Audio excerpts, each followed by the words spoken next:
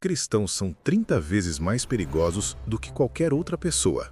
Essa deveria ser a conversa que você, pai ou mãe, precisa ter com seu filho hoje à noite, para que ele saiba se proteger. São eles, os cristãos, que carregam um histórico de violência, perseguições e guerras, que já derramaram sangue em nome da fé mais vezes do que qualquer outro grupo. Basta olhar para a história e a quantidade inimaginável de abusos sistemáticos de crianças acobertados pela igreja. Cristãos são uma ameaça real. Ensine isso aos seus filhos, ou eles podem se tornar vítimas. Forte demais? Desconfortável? Talvez até absurdo para você?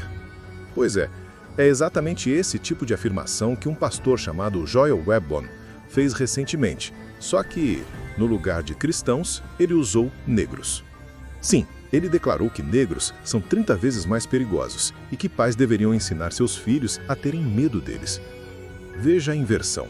Se a frase atinge cristãos, ela soa como crime, soa como intolerância, soa como ódio gratuito.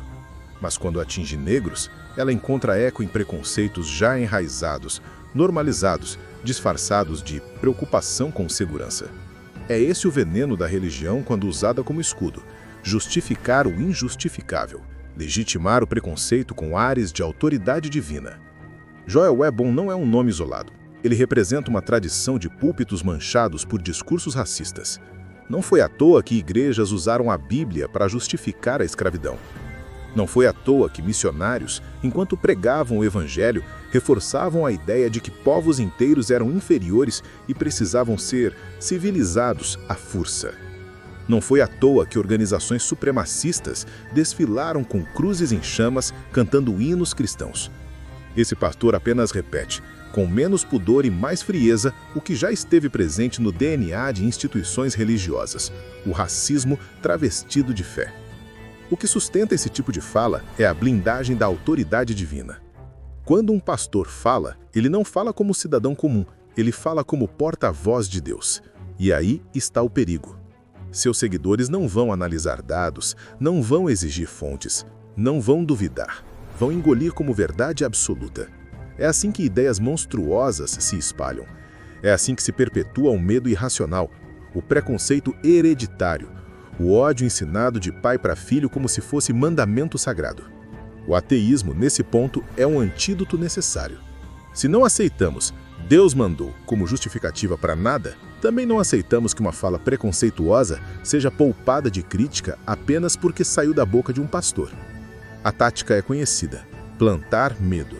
Ensinar que existe um grupo de pessoas naturalmente mais violentas, mais perigosas, mais ameaçadoras. É a mesma lógica que Hitler usou contra os judeus. É a mesma lógica que ditaduras usam contra opositores. É a mesma lógica que fundamentalistas usam contra gays, contra muçulmanos, contra qualquer minoria. O medo paralisa o pensamento crítico e faz com que a sociedade aceite qualquer solução violenta que venha depois. Quando um pastor pede que pais ensinem aos filhos que negros são perigosos, ele não está protegendo ninguém. Está preparando o terreno para a segregação, para o preconceito, para a violência legitimada. Não é exagero comparar isso com ideologias de supremacia racial. Todas começam com a mesma retórica, não com extermínios imediatos, mas com palavras que soam como advertências. Cuidado com eles são uma ameaça. Proteja seus filhos desse grupo. Esse tipo de discurso é a fagulha que acende incêndios históricos. O pastor não está sozinho nesse padrão. Ele é só mais um elo numa corrente que vem de longe, que já matou, já excluiu e continua tentando se reproduzir. O agravante é que hoje vivemos numa era em que nada fica restrito a quatro paredes. Uma declaração racista feita no púlpito de uma igreja ganha o mundo em segundos. O vídeo viraliza no Twitter, o corte chega ao YouTube, os comentários explodem no WhatsApp. A rede potencializa o antídoto e o veneno ao mesmo tempo. E a pergunta que sobra é: qual deles vai prevalecer? Do ponto de vista legal, uma fala dessas não deveria apenas ser escandalosa, deveria ser criminosa.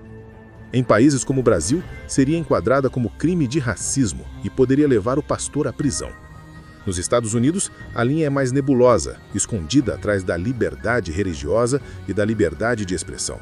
Mas ainda assim há limites. A sociedade precisa entender que religião não é salvo-conduto para ódio. Ninguém tem o direito de se esconder atrás de versículos ou de títulos eclesiásticos para desumanizar pessoas. Quando isso acontece, a lei precisa se impor. E aqui entra o papel de quem não aceita calar. Não basta se indignar por 2 minutos e seguir em frente. É preciso denunciar, expor, criticar, apoiar iniciativas que combatem o racismo e, acima de tudo, educar as próximas gerações para que não caiam nessa armadilha do medo. Porque se líderes religiosos usam seus púlpitos para espalhar preconceito, nós precisamos usar nossas vozes, nossas plataformas, nossos canais para espalhar humanidade. O silêncio, nesse caso, é cumplicidade. Cristãos não são 30 vezes mais perigosos, negros não são 30 vezes mais perigosos. Ninguém nasce mais perigoso do que outro pela cor da pele ou pela fé que segue. O que é realmente perigoso é dar palco a quem insiste em usar a religião como arma para dividir, segregar e incitar ódio. Se existe algo de 30 vezes mais perigoso, é a combinação entre ignorância, fé cega e preconceito. Essa sim é capaz de destruir sociedades inteiras e já fez isso mais vezes do que podemos contar.